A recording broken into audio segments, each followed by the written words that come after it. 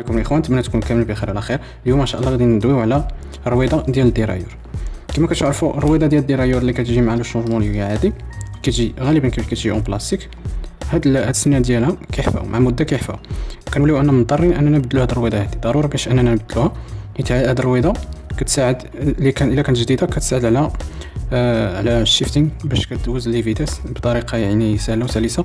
فاش كترد السرسله اللور ما كتسمحش داك الترطيق وداك الصوت اللي تديرو السرسله. دونك غالبا ما كيخصنا اننا نبدلو هادي في هاد المومون فاش كيكون عندنا السنان ديالها حفاو.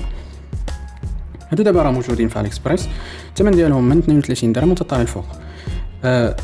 لي الرويضه اللي تدير مثلا 32 درهم بحال هادي ديال انلي كتجيب لور من داخل، كتجي مسدوده يعني سيل ما تخاف عليها لا ما لا والو، وكتجيب هذا البيرنس اللي هما عاديين وكتسبيني يعني بطريقه مزيانه عادي وقضيه غلط. وكاينه هذه اللي كتجي اون سيراميك،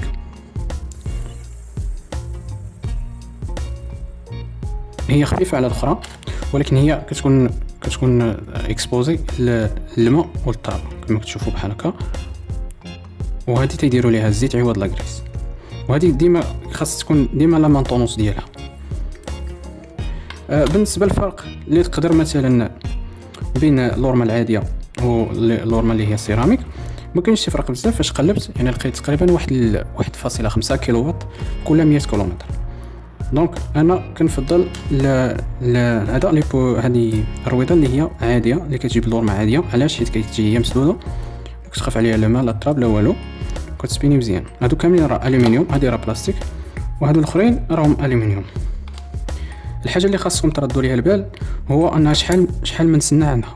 كما كتشوفوا هذه بحال مثلا هذه فيها 11 سنه وهذه حتى هي راه فيها 11 سنه على حسب الديرايور اللي عندك. كاين اللي عندها داك الكاج اللي هو طويل اللي هو كبير غالبا في لي في تي تي، ودابا لي غرافل وحتى لي كورس دابا ولاو كيكون عندهم واحد الكيج اللي هو كبير. هذيك الساعات راه تقدر تاخذ ديال 15 سنه 13 سنه على حساب.